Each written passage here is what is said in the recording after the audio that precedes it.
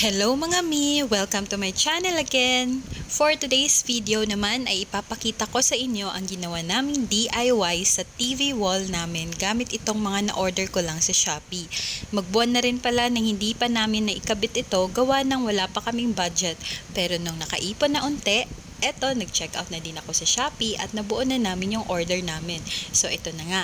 Madami naman talagang nakikitang idea sa social media kung anong gusto mong design or style sa bahay mo. At ito yung sa amin.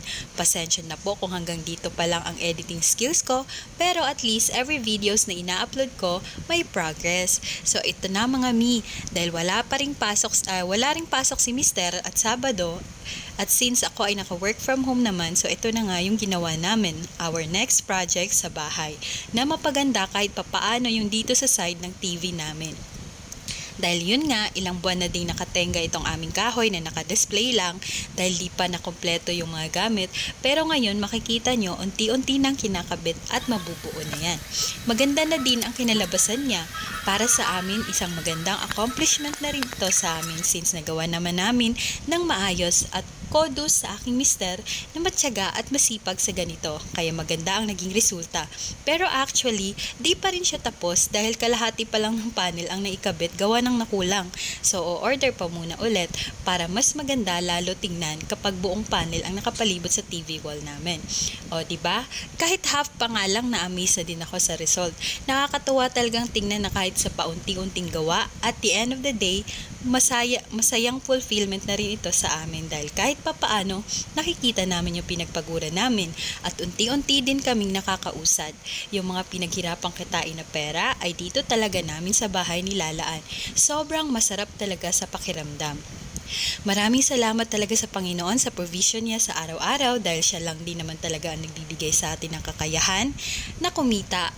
At katiwala lang niya tayo, sabi nga, mas pagpapalain ka ng Lord kung sa maliit na bagay pa lang ay mapagkakatiwalaan ka na. How much more sa malaki na, mas pagkakatiwalaan ka pa niya.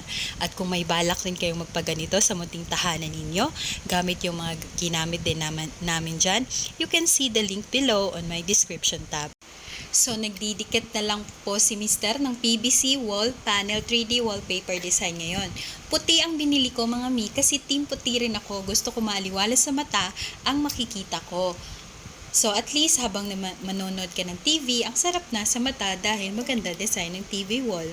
At magandang klase din po itong PVC wall panel 3D wallpaper mga mi. So, nakatipid na rin ako niyan mga mi at maganda rin naman ang quality niya based sa nagamit namin ngayon. Ingat na ingat po talaga kami sa pagbuhat ng TV, 55 inches ba naman.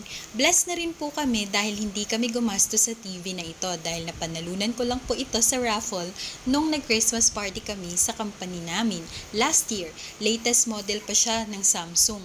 Kaya sobrang blessed ko po. At sobrang sakto din talaga sa new house namin na may new TV na din kami. Kaya pagpapaganda na lang dito sa side na to ang ginawa namin. Di na po kami gumastos ng malaki. O mga mi, thank you again for watching my vlog. Kung hindi pa kayo nakapag-subscribe, please do like and subscribe po.